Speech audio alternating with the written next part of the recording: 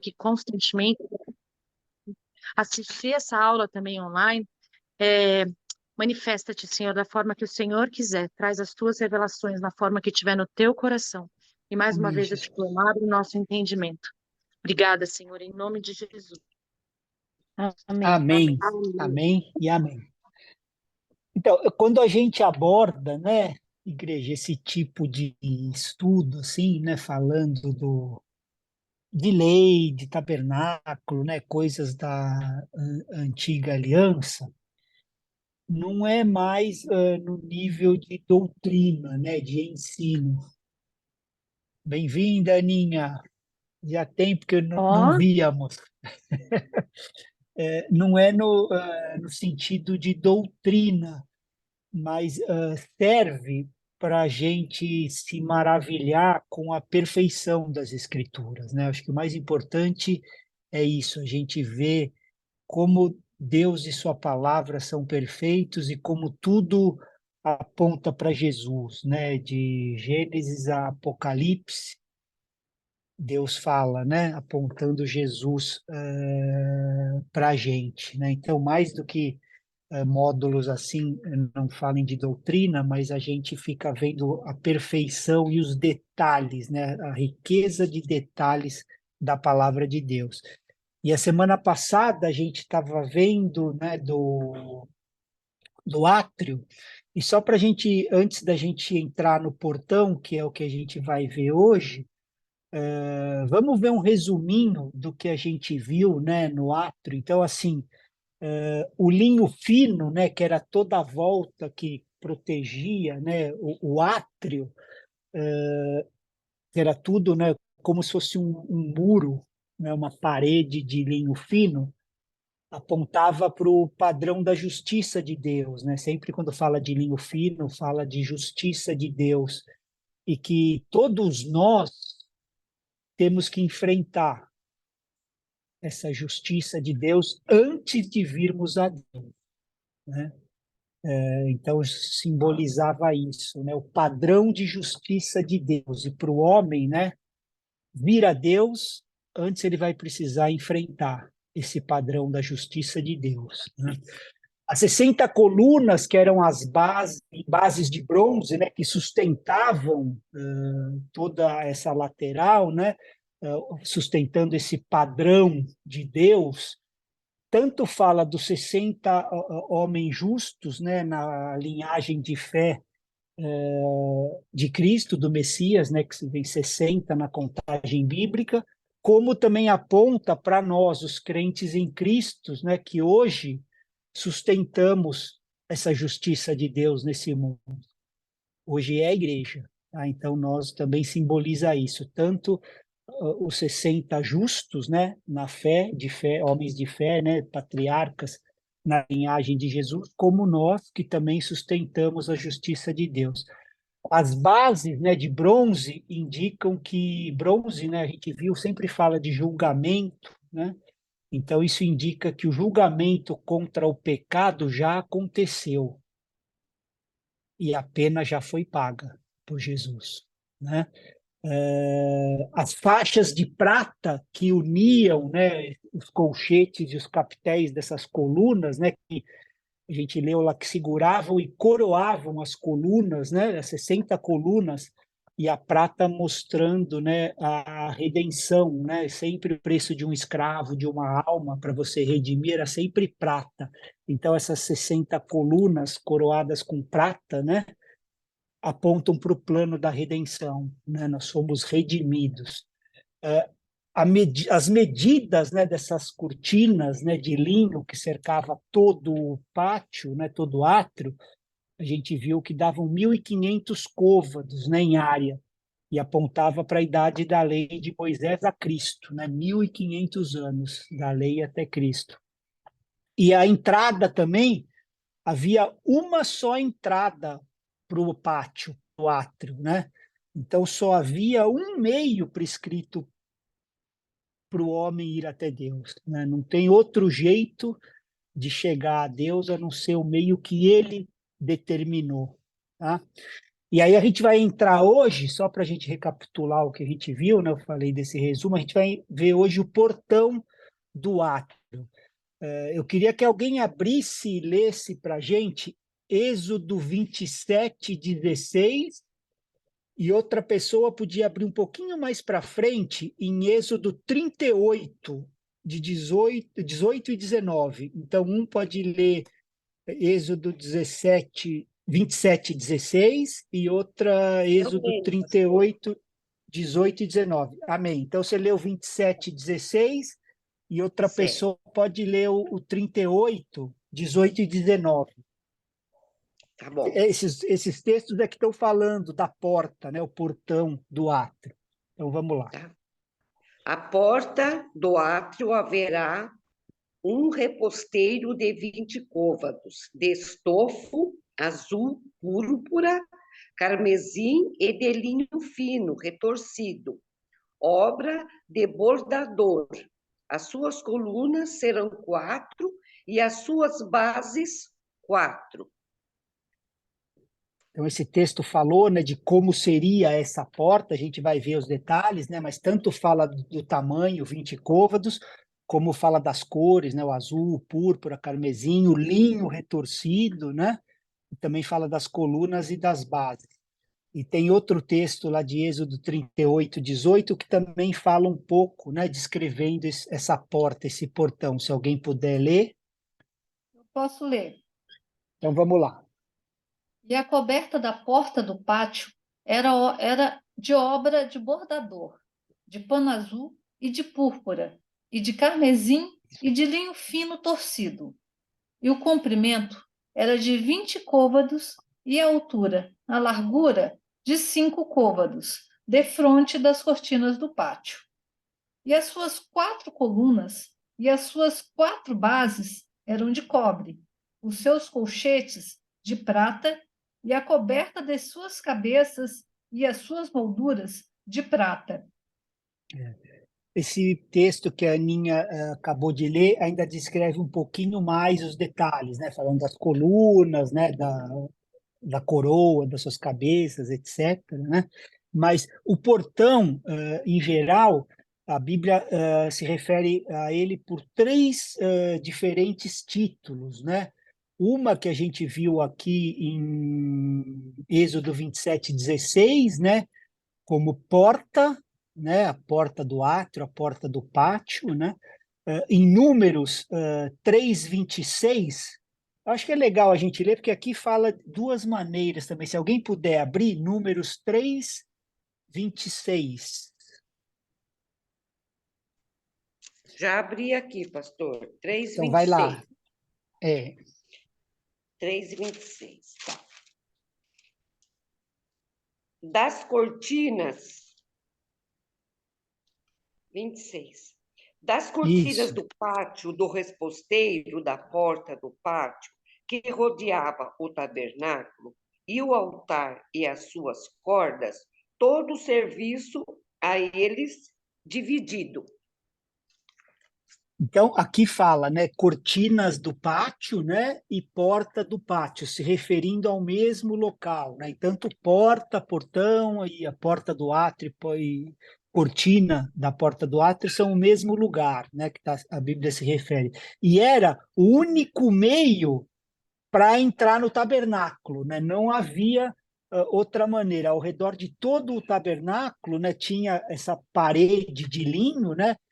E todo mundo que se aproximava do tabernáculo, né, qualquer lugar, exceto o portão, ia ter esse linho. Você ia encontrar uma parede de linho, né? E aí a mensagem, né, dessa parede fica de fora aqui, não entra aqui, né? Mas se você seguisse essa cortina, dando a volta nela, você de toda maneira ia acabar chegando no portão, né? Então a mensagem do portão era a seguinte: o homem podia entrar, mas tem que ser do jeito de Deus, né? O jeito dele, não é do nosso jeito. Então, toda Israel, toda a tribo, né, todos os estrangeiros em Israel, da onde quer que eles viessem, né, de perto ou de longe, tinham que vir por esse mesmo caminho, né? Efésios 2, de 11 a 18, eu queria que alguém lesse, só para a gente contextualizar, né? Porque a Bíblia diz que a lei é um tutor, é um aio para nos conduzir, né, a Cristo. Então, a mensagem, né, que ele passava, eu queria que a gente lesse esse texto, Efésios 2, de 11 a 18. Eu leio. Amém. Lembre-se que vocês, os não-judeus, eram chamados de incircuncidados pelos judeus, que chamam a si mesmos de circuncidados por praticar a circuncisão. Lembre-se de que vocês eram no passado. Naquele tempo, vocês estavam separados de Cristo, eram estrangeiros e não pertenciam ao povo escolhido de Deus. Não tinham parte nas suas alianças, que eram baseadas nas promessas de Deus para o seu povo. E neste mundo viviam sem esperança e sem Deus.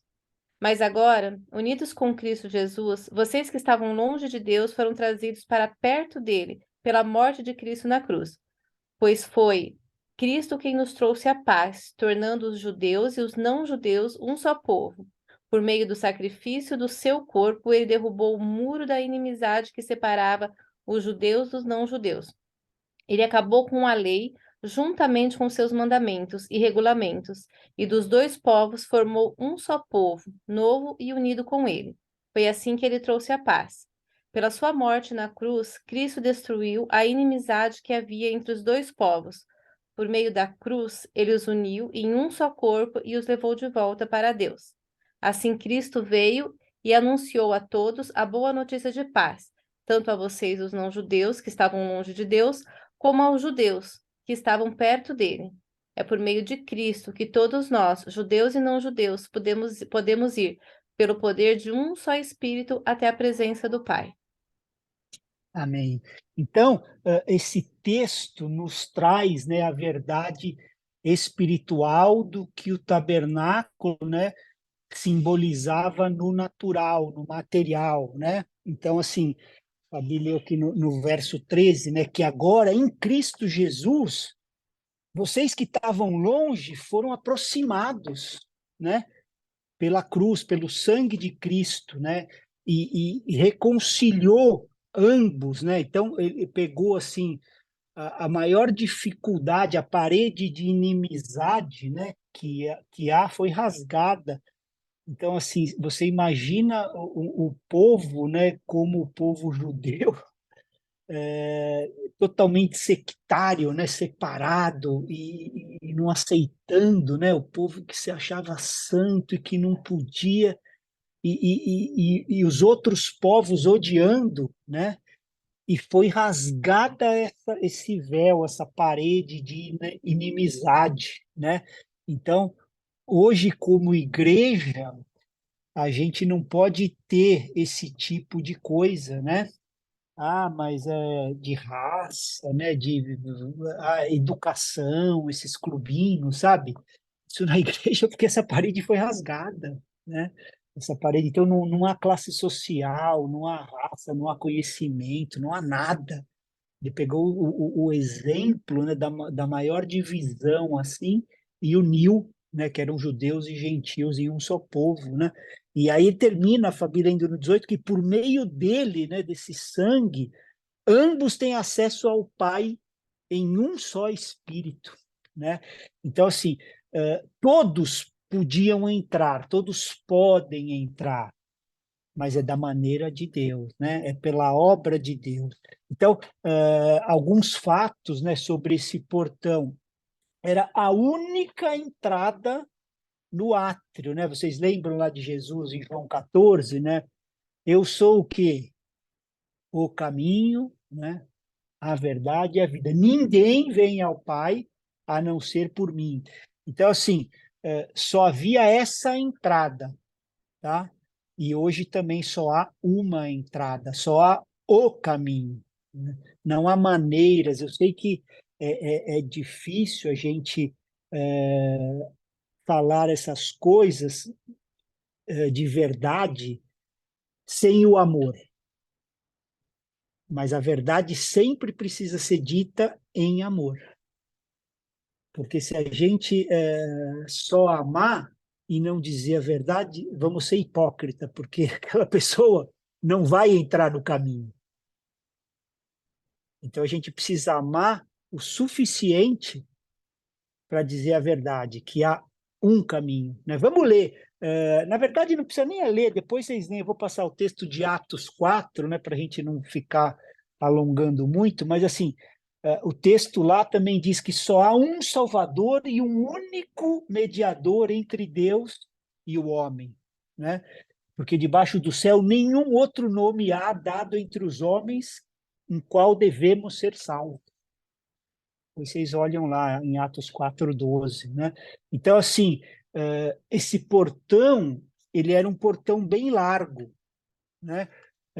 Tipo assim, para acomodar todos os que quisessem entrar, né?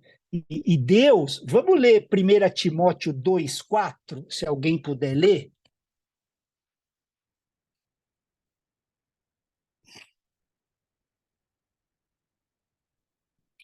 1 Timóteo 2:4. Posso ler? Amém. Cujo desejo é que todos sejam salvos e conheçam a verdade. Então, assim, o desejo de Deus é que todos os homens sejam salvos, né? E que cheguem ao pleno conhecimento da verdade, né? Esse texto diz. Então, esse portão, ele é largo o suficiente para acomodar quem quisesse entrar, né? Outra coisa sobre esse portão, né? Ele era muito bonito, né? Ele era tecido com várias cores que fazia assim como que ele atraísse aqueles que buscassem algo bonito no meio daquele deserto, né? Porque ele tinha as cores, ele era trabalhado, né?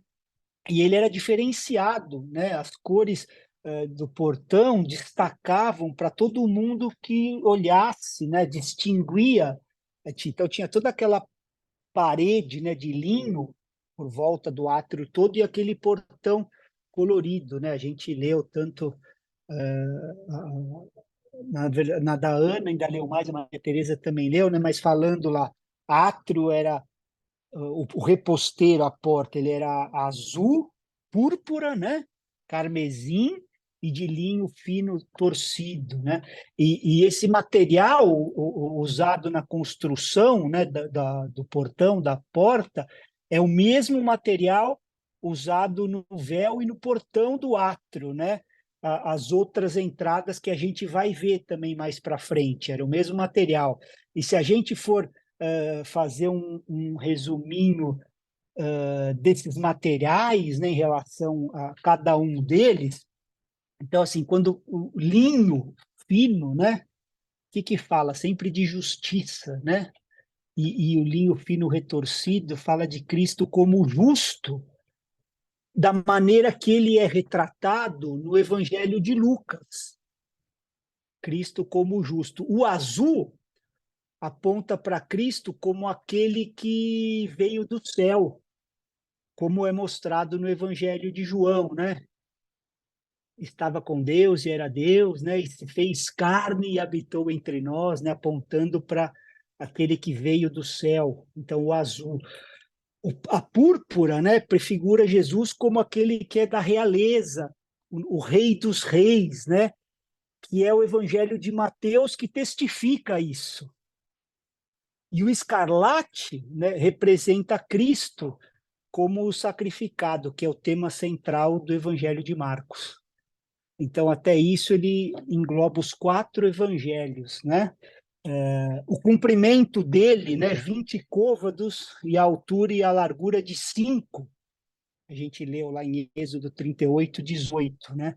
Então, esse portão ele tinha 5 côvados de altura e 20 de largura, né? Então, ele era alto e largo o suficiente, né, como a gente viu, para entrar todos os que crescem, né? Então, ele tinha 100 côvados quadrados. ele tinha. E esse 100, né, sempre apontando assim para a plenitude, né, os 100% comprometidos com o Senhor. Então, assim, era 5 por 20, né, 100, o côvados quadrados. A porta do santo lugar também tinha 100 côvados quadrados, mas era 10 por 10. Esse era 5 por 20. E o véu, né, do Santo dos Santos também 100 côvados, 10 por 10 também. Então, se a gente pegar, né, o portão, que tinha 100, porque era 5 por 20, né? A porta do Santo Lugar, que tinha 100, que era 10 por 10. Ó, estão passando coisa, eu não consegui ler aí, não sei se é pergunta, que eu estou no telefone, é pequenininho, eu estou no telefone e iPad aqui. Então, assim, o portão, né, 20 côvados, 5 por 20, aí a porta do santo lugar, 100 côvados também, 10 por 10, e o véu também 100, 10 por 10. Então, se a gente somar as 3 entradas, eram 300 côvados quadrados, tá? Então, o número 300 a gente vê também na Bíblia, né? Tem vários significados, mas o mais importante é sempre apontando para o fiel remanescente, né? Toda vez que a gente lê nas Escrituras, tem muitos textos apontando para isso, o fiel remanescente. Então, em toda geração, Deus tem sempre um grupo de pessoas que estão rendidas à vontade dele. Ele sempre tem um fiel remanescente, né? A gente tem até um módulo disso que fala do remanescente, né? Em toda geração, Deus tem um. E a minha oração é que a gente seja o da nossa, sabe? Que a gente realmente busque estar nesse lugar, né? Do fiel remanescente. A gente vê o exército de Gideão, né? Representando, né? Apontando esse grupo de pessoas que não ficaram desencorajados, né? Em participar do mover de Deus, né? Sem se importar com o custo, né? Gideão teve 300 homens que não se preocupou com o custo a ser pago, né? E aí Gideão distribuiu em 3 grupos de 100. Está lá em Juízes 7, né? Depois eu passo para vocês o texto. Enoque também, representando outro fiel remanescente, né? Numa geração ímpia que ele estava vivendo, é dito que depois dele gerar Matusalém, ele andou com Deus 300 anos, e aí foi trasladado para a glória de Deus, está lá em Gênesis 5, né? Então, depois que ele gerou Matusalém, ele andou 300 anos, o fiel remanescente do Senhor, né? A mesma coisa, o cumprimento da arca, né? Que Deus usou para preservar o remanescente da geração de Noé. Também eram 300 côvados, né? Gênesis 6:15, né? E eu sempre digo que a arca era uma estrutura para proteger o remanescente do juízo de Deus, né? Que aponta para a família, né? Mas isso é outra história, para a gente não sair dos 300 aqui. Então, essa arca, ela tinha 300 côvados, né? E preservou o remanescente da geração de Noé. Sansão também pegou 300 raposas e enviou elas com tochas amarradas nos rabos, né? E essas raposas colocaram fogo no campo do inimigo e destruiu completamente, né, o campo do inimigo, falando do remanescente de Deus, né, que destruirão as obras do inimigo desta terra, né? Juízes 15:4, esse texto. Então, nessas entradas, a gente vê as 3 totalizando esses 300, né? Então, tinham 100 côvados do portão que levava os sacerdotes até os 100 côvados da porta do santuário, que levavam para os 100 côvados do véu, onde acessava a presença de Deus, né? Da glória de Deus, do cabode, né? Agora, é possível, igreja, parar antes de chegar aqueles 300 plenos, né? Então, assim, alguns podem parar no 30 por 1. Você produziu, você está, né? Outros podem parar no 60 por 1. Mas Deus anseia e deseja que a gente chegue no 100 por 1, que a gente seja o 100 por 1, né? Mateus 13 fala disso aí, né? Os 30 por 1, os 60 por 1 e os 100 por 1. No Êxodo 38, 19, aí a gente leu lá das 4 colunas, né? 4 as bases, né? Todas de bronze. A versão da Ana fala até cobre, algumas versões trazem assim, né? E os colchetes eram de prata, né? E revestimento dos capitéis e as faixas também. Então, essas 4 colunas com as bases de bronze que sustentavam o portão faziam parte daquelas 60. Os 60 era o total. As colunas do portão também entra nessa conta, né? O total era 60. E essas 4 colunas, né, significam a disponibilidade do portão para todo mundo, né? Os 4 cantos do mundo, né? Porque a gente vê que em outro tem 5 colunas. Então, aqui com 4. E também falando dos 4 evangelhos, né? Mateus, Marcos, Lucas e João. São esses os 4 primeiros, né, livros da Bíblia onde a gente tem clareza para ver a nossa aproximação com Deus através de Cristo, né? Começa nos evangelhos, nos 4 evangelhos. E todas essas 3 entradas do átrio tinham as colunas, né? O portão tinha 4, a gente leu. A porta do tabernáculo tinha 5 e o véu tinha 4. Depois vocês veem no texto lá, Êxodo 27 e Êxodo 26 está falando isso, né? E essas 3 entradas juntas tipificam, né, o que Jesus disse que ele era. Vocês lembram? Eu sou o caminho, a verdade e a vida, né? Então, o caminho, o portão do átrio é visto como esse caminho de aproximação, né? Não há outro. Por isso que não é um caminho, é o. E a igreja precisa saber e clamar, queimar, né, no coração isso. Ter amor o suficiente para compartilhar, né, que o caminho, né? Não há outro, não há atalho, há o caminho, né? E esse caminho escondia, né, o que havia no átrio. Aí, quando passa pelo outro, é a verdade. Isso fala da porta do tabernáculo em si, né? Que a porta também escondia o sacerdócio, né? A mobília daquele lugar, ele era aberto para todos os sacerdócios que quisessem ministrar. Então, você passava pelo caminho, você passava pela verdade, e aí você chegava aonde? Na vida. Lembra que lá era a presença manifesta de Deus, né? Então, assim, o véu escondia o Santo dos Santos, né?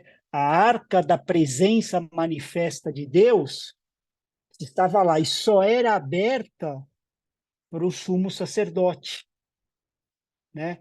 Então, quando Jesus fala para nós, lá em João 14, né? Para o coração da gente não ficar angustiado, né? Para a gente crer em Deus e em mim também, ele fala, né?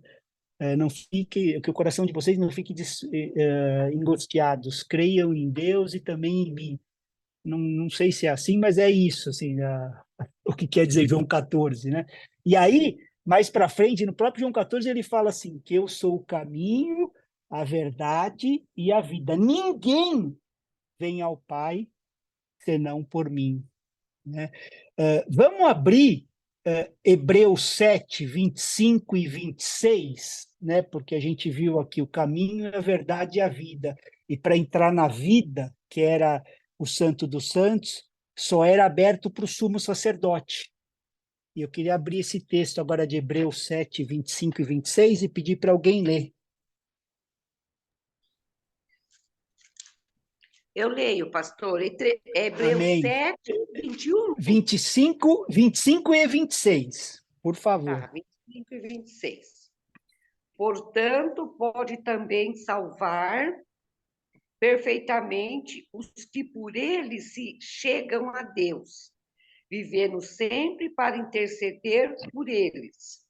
Convinha-nos tal sumo sacerdote, santo, inocente, imaculado, separado dos pecados e feito mais sublime do que os do céu, do que os Amém. céus. Então, é assim, né? Também pode salvar totalmente. Vocês estão comigo aí no texto, né? Totalmente aqueles que se aproximam de Deus, né? E aí ele explica: convinha que um sumo sacerdote como esse, santo, sem culpa, sem mácula, separado de pecadores, 100% homem como nós, mas separado dos pecadores e exaltado nos céus, né? Então ele abriu o caminho onde nós não poderíamos ir.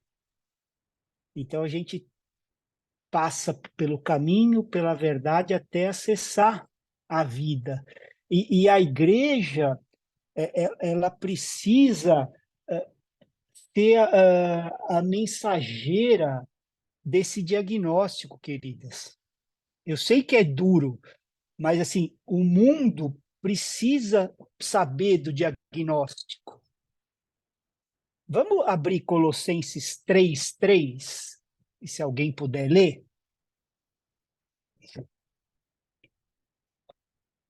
Então, vocês estão comigo, né? Caminho, verdade e vida.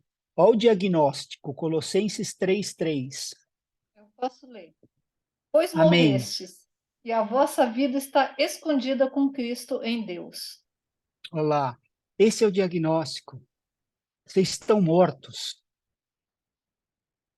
Vocês estão mortos. E a vida de vocês está escondida, está oculta, juntamente com Cristo em Deus. Né? Então, assim, quando se rasga o véu, a presença, né, de Deus, a vida, a verdadeira vida, está lá, com Cristo em Deus. Então, a pessoa não sabe que está morta e que a vida dela está oculta com Cristo em Deus. Essa é a nossa mensagem, igreja, para esse mundo, né? Para esse mundo. Por isso que é difícil a gente só falar da boa notícia se eles não entenderem amar. Então a gente tem que amar o suficiente para dar o diagnóstico e a solução do problema, né? E eu vou passar para vocês também várias escrituras. Oi? Só atrapalhando um pouquinho, é o Não, morrer nunca para atrapalhe. frutificar? Exatamente, né?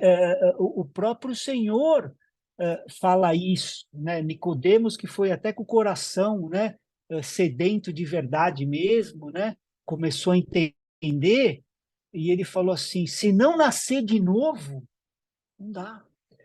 Então você precisa morrer para nascer. O grão de trigo, né? Se não morrer, fica só ele. Se morrer, frutifica, né? Agora, se a gente fica segurando essa vida, né? Então a gente precisa entender que estamos mortos, né? Morrer, e que a nossa verdadeira vida está oculta com Cristo em Deus, né?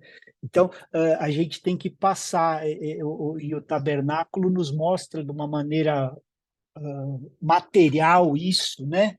Com as entradas, com o caminho, com a verdade e a vida, nos remetendo para Jesus. E esses portões, né? A Escritura fala muito de portões, de entrar na presença do Senhor, né? Salmos, tem muitos salmos que falam: abre-me as portas da justiça, essa é a porta do Senhor.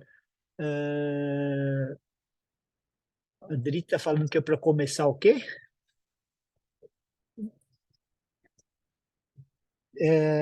Isaías também fala para abrir as portas, né, para que entre nela uma nação justa e que observe a verdade. Tem Provérbios também fala de portas, Salmos, né, entrais pelos portais com ações de graça. Tem outro salmo que fala: o Senhor ama as portas de Sião, né? E tem várias, eu vou passar para vocês os textos, tá? E aí vocês depois olham só para terem uma ideia de quando fala de portão, que é bem legal. E aí tem essas entradas do tabernáculo, né? Aí eu queria que a gente lesse Êxodo 26, de 31 a 37, eu queria uma voluntária, Êxodo 26, de 31 a 37, e depois outra pessoa, Êxodo 36, 10 para frente, de 35 a 38. Eu posso ler o primeiro. Então, Ju, 26, de 31 a 37, por favor. Deixa eu só tirar você da frente.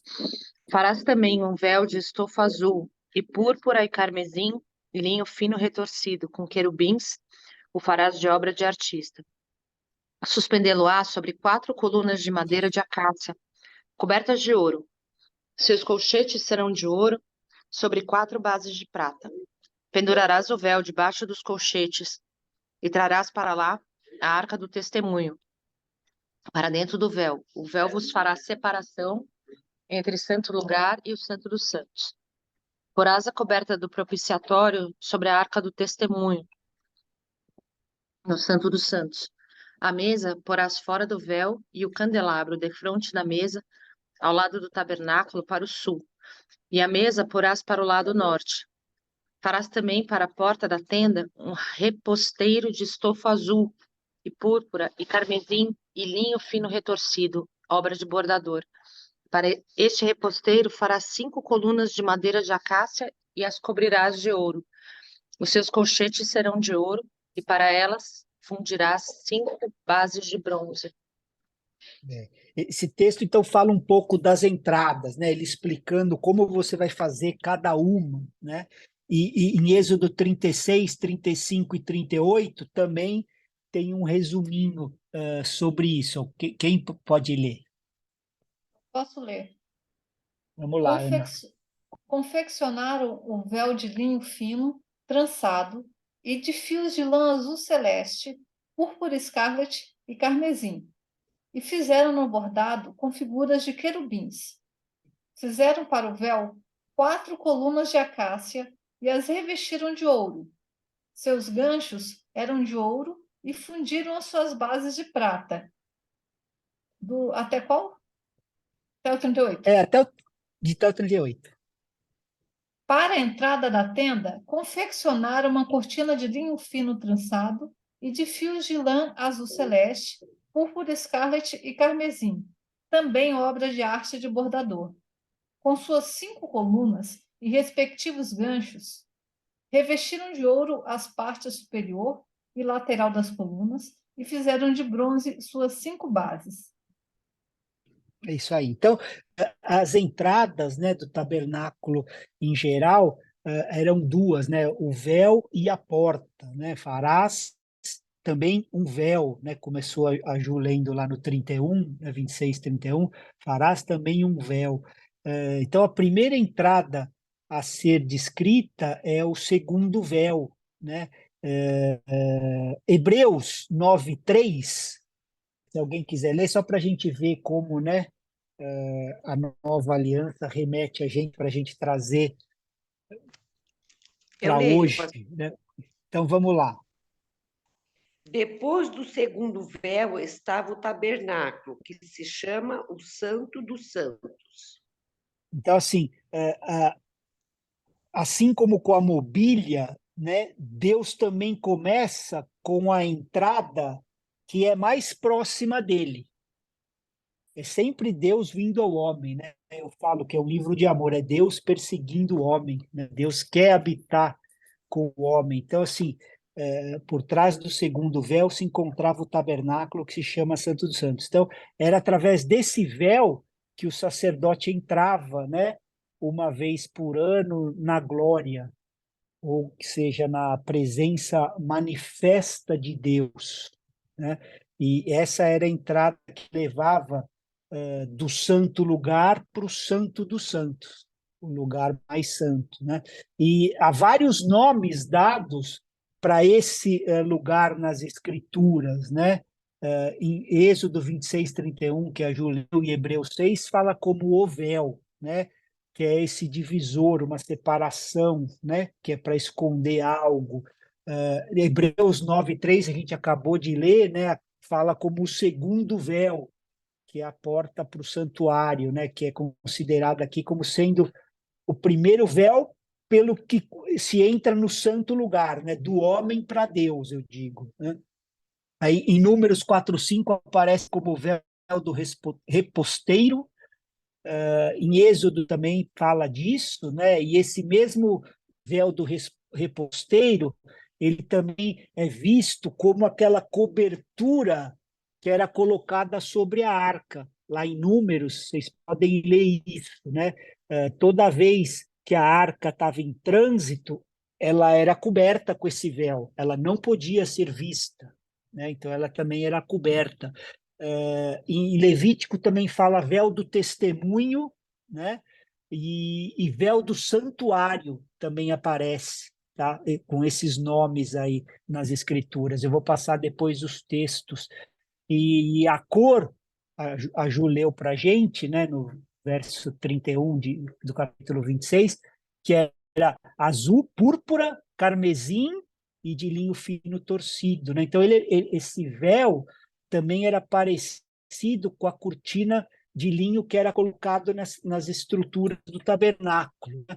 E ele era feito de linho com bordados das mesmas cores, que a gente também vê esse mesmo simbolismo, né? Então, linho claro, fino, branco, é símbolo sempre da justiça de Cristo, né? Da justiça dos santos em Cristo. Apocalipse 19 vai falar sobre isso, né? Sobre as vestes de justiça, o linho branco. O azul, né? De novo, como a cor do céu, falando do Senhor, né? Jesus como o segundo homem, né? O segundo Adão, o Senhor do céu. João, capítulo 14, fala muito sobre isso. E a púrpura, de novo, né? É a cor da realeza. Então, Jesus é a realeza porque é o nosso Rei dos Reis e o Senhor dos Senhores. E a púrpura, ela é produzida misturando o azul e o vermelho. A Bíblia é perfeita, né? Então, assim, Cristo foi essa mistura das duas naturezas, humana e divina, né? Então, por isso é que ele foi o único qualificado para ser o mediador entre Deus e o homem, né? Porque Deus, né, sendo o azul, e participou também como homem da nossa carne, sendo vermelho, né? E o escarlate, que é a cor do sangue, né, que nos fala do sacrifício e da humanidade dele. Então, todas essas cores, elas estavam no véu, e o véu tinha que ser, né, a gente leu lá, habilmente trabalhado, né, e por inspiração do Espírito Santo. Tudo feito de acordo com o padrão divino. E é assim no tabernáculo, no templo e na igreja. E a gente insiste em fazer do nosso jeito. É o jeito que eu gosto, é como eu quero, né? É o meu jeitinho, é assim, é assim. Mas o Senhor foi bem claro sobre essa rocha, né? A revelação que eu sou o Cristo, Filho de Deus. Eu edificarei a minha igreja, né? Ele não deu espaço para o homem, né? É ele que edifica. O padrão é sempre divino. E aí, no verso 31, né, de Êxodo 26, com querubins, obra de artífice se fará. Então, querubim, como a gente já viu, né, fala daqueles que têm o privilégio de carregar a glória, né? A noiva, né, carregar as coisas de Deus. essa era a única diferença entre o véu e a porta, e esse quadro aqui do querubim, né, guardando a entrada da presença manifesta de Deus, né? No verso 32 está falando, ó, vai suspender sobre 4 colunas de madeira de acácia coberta com ouros e os seus colchetes serão de ouro, né? Eu estou no verso 32 do capítulo 26. Então, esse véu, ele era pendurado sobre essas 4 colunas, né, de madeira de acácia coberta com ouro, né? De novo, as 2 naturezas na coluna, né? Se referindo a Jesus Cristo, né? A divindade e a humanidade. Enquanto a porta do santuário era 5 colunas que penduravam, né? O véu era só 4 pilares, né? E Paulo, lá em Hebreus 10, 20, olha como ele chama o véu. Vamos ler esse texto? Eu não tinha nem colocado aqui, mas acho que vale a gente ler. É Hebreus 10, 20. Olha como Paulo chama esse véu.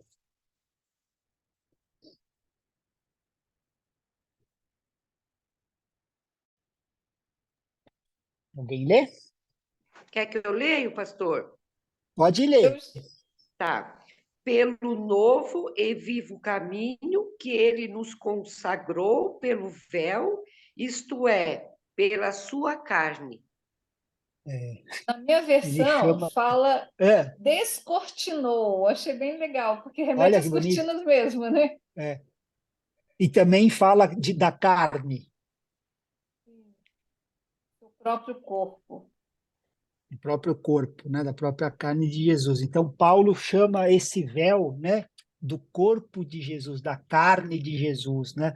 Então, essas 4 colunas que seguram, né, a carne de Cristo ou o ministério de Cristo na carne podem ser vistas aonde? Nos 4 evangelhos, né, que são os únicos 4 livros no Novo Testamento que apresentam Jesus na sua natureza terrena, né?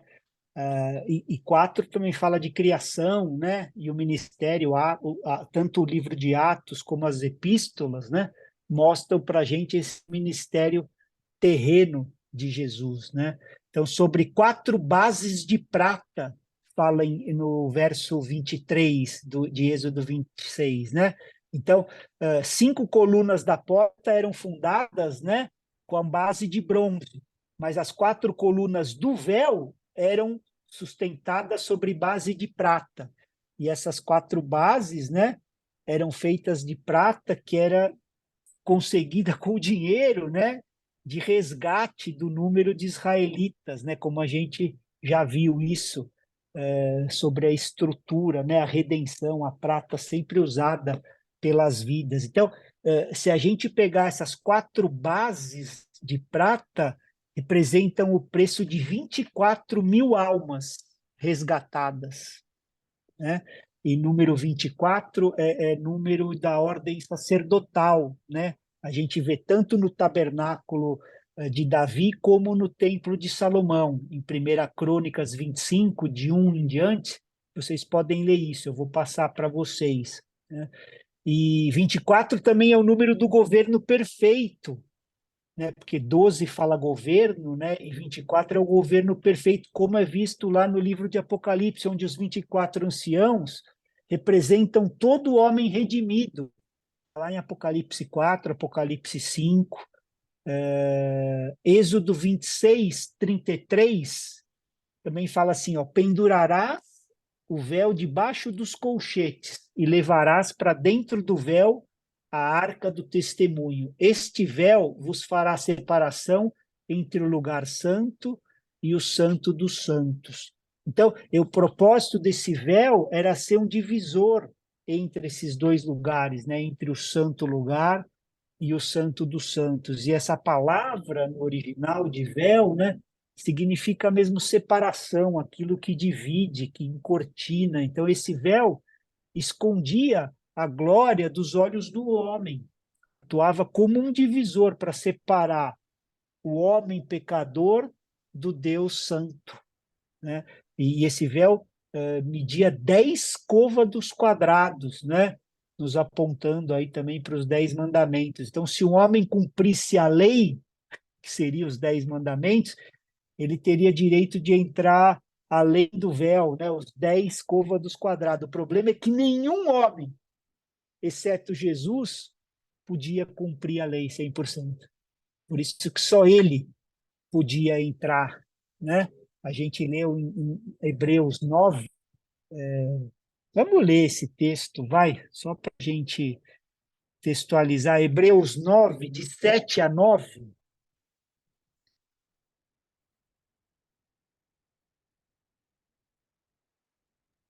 Marcelo, acho melhor parar Oi. nesses dois últimos textos, o de Hebreus e de Efésios, que vai ser o próximo.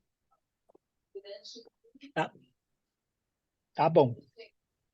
Eu vou ler Hebreus 9, de 7 a 9, tá? Amém. No entanto, somente o sumo sacerdote entrava no lugar santíssimo, apenas uma vez por ano, e nunca sem apresentar o sangue do sacrifício que ele oferecia por si mesmo e pelos pecados que o povo havia cometido por ignorância. Desta forma, o Espírito Santo estava mostrando que ainda não havia sido manifestado o caminho para o lugar santíssimo, enquanto permanecia o primeiro tabernáculo. Isto é, uma ilustração para os nossos dias, indicando que as ofertas e os sacrifícios oferecidos não podiam dar ao adorador uma consciência perfeitamente limpa. Vocês entendem como a Bíblia explica a Bíblia? A gente não precisa de manual de nada, de apostila, é só ir na palavra, ela explica ela mesma, né? Então, assim, era necessário, né? Um sumo sacerdote que não precisasse, né, pagar, oferecer pelos erros dele mesmo, né? Apontando para Cristo, né? Que entraria de uma vez por todas, abrindo o caminho onde a gente não poderia ir, né? Por isso é que ele nos trouxe essa paz, né? Derrubou a separação. Efésios 2,14. Quem pode ler? Para a gente encerrar, né, amor? Que deu 9 horas. Eu leio, pastor. Amém. Fazei todas as coisas sem murmurações, sem contendas. Ah, não, pastor, Não, errei. Eu tô Efésios 2, eu estou em 14. Filipenses. Não, Tá. 2,14, tá. Pois ele é a nossa paz, o qual de ambos os povos fez um, e destruiu a parede de separação, a barreira de inimizade que estava no meio, desfazendo na sua carne. Então, essa parede de separação é o véu que separa o homem de Deus, né? Não há mais inimizade, né? Nós podemos chegar, a palavra diz, né, com ousadia perante o trono da graça, né, para receber socorro em tempo oportuno. Então, quando Jesus morreu, esse véu rasgou de alto a baixo, né? Tem vários textos, Mateus, Marcos, Lucas, né? Então, isso representando o fim dessa velha aliança. Então, agora, através de Jesus, nós temos acesso ao Santo dos Santos, a presença manifesta de Deus. E na aula que vem a gente continua, né, estudando mais sobre o véu, e aí eu vou dar também um apanhado geral com os principais tópicos que a gente viu, tá, sobre o tabernáculo, para a gente ter um resumo. Amém? Alguma dúvida do que a gente viu hoje? Amém. Amém. Sem uma dúvida. Tudo certo, pastor, tudo certo. Amém. Eu Má, vou. só um comentário aqui, eu até anotei para não. Deixa eu colocar minha cara aqui. Eu até anotei aqui para não esquecer, né? Um ponto que você falou a respeito do que a gente precisa anunciar, né? Essa parte que a gente tem que morrer, que a nossa vida está oculta, né, em Cristo. E é isso que a gente precisa anunciar. você sabe que eu sinto que a grande dificuldade em anunciar justamente isso está porque a maioria das pessoas que se dizem cristãos acham que já está ok, acham que já conhece. Exato, Então é muito exato. difícil você anunciar a morte quando as pessoas já acham que já estão. Tipo, se você falar em Deus, não, Deus, é lógico, em primeiro lugar, isso aqui. Não estou nem falando daqueles que não acreditam mesmo, que os que não acreditam, não acreditam, mas Sim, aqueles que acreditam, é muito difícil anunciar a morte, né? E eu falo até é, por nós mesmos, entre nós mesmos, sim, né? Essa é a parte mais difícil. exatamente. A igreja, ela está com crise de propósito, Fabi. Então, assim, ela parou para ela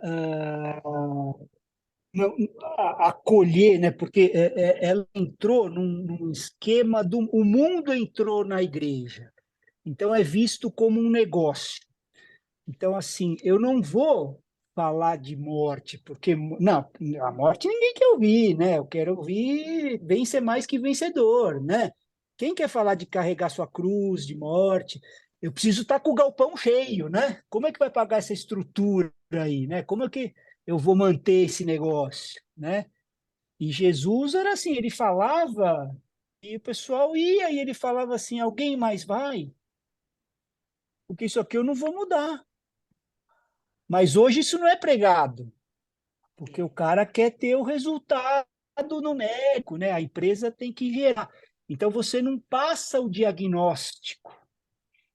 Só que essa conta, Fabi, vai ser paga por aqueles que estão na liderança fazendo isso, porque o Senhor fala assim, que é melhor amarrar a corda no pescoço com uma pedra e jogar no rio, daquele que fazer alguma coisa para os meus pequeninos, né? Então, você iludir as pessoas na igreja, né? Falando que está tudo bem Uhum. quando não está, né? Então, você não fala mais de pecado, de santidade, você só fala de prosperidade, de bênção, de vencer, de tudo que você precisa estar dentro de você, entendeu? E isso aí vai nos levando para um caminho totalmente fora do que Jesus falou. Jesus foi muito claro com o diagnóstico, não é? Nós não estamos doentes sem ele, nós estamos mortos. E a nossa vida está oculta nele, com Cristo em Deus. Então a gente precisa, né, resgatar isso. Por isso que assim há o chamado, né, do evangelismo para trazer as pessoas, mas há um chamado ainda para acordar a igreja Uhum. que adormeceu. Então todos têm que andar, né? Então todos os ministérios têm que atuar, mas é necessário despertar a igreja, né? E as pessoas, quando vão, né, amadurecendo, vão percebendo essas coisas, vão vendo essas coisas. Aí vamos amadurecendo como corpo, né? É isso, né, irmã? Tem muita coisa para a gente fazer, né, como Igreja do Senhor. Que Deus nos capacite, nos dê graça, nos dê unidade e amor, né, para que os nossos dons Amém. edifiquem uns aos outros, né? E que a gente, como foi dito ontem aí, né? Que a gente ache É, alguém com uma toalha para limpar o nosso pé e esteja com a nossa na cintura para limpar o pé do irmão, né? verdade. Uhum. Amém. Amém? Amém. Amém. Pessoal, a semana que vem eu acho que vai ser a última aula já com o resumo. E aí a Yes. gente vai Uhum. dar aí talvez uma semaninha para a gente pensar e montar um novo módulo. A gente está pensando aí o que vai Eu fazer. estou querendo, eu estou orando, na verdade, e eu estou querendo, já é um bom tempo que o senhor tem colocado no meu coração, né? Que até precisaria, acho que até trabalhar um pouco mais, assim, porque eu creio que a igreja toda precisaria ouvir isso, né? Porque na grande comissão, Jesus falou bem claro, né? Tem em Mateus e em Marcos, né? E uma parte da grande comissão é até bem trabalhada, né? Que faz sinais e maravilhas em meu nome e tal. Eu creio que isso aí a igreja faz bem, independente dos excessos, né? Daqueles que não, mas a gente continua vendo no meio da igreja, né? Sinais, maravilhas, as curas, né? O que a gente não está vendo é fazendo assim discípulos e ensinando-os a fazer, a guardar tudo o que eu ensinei.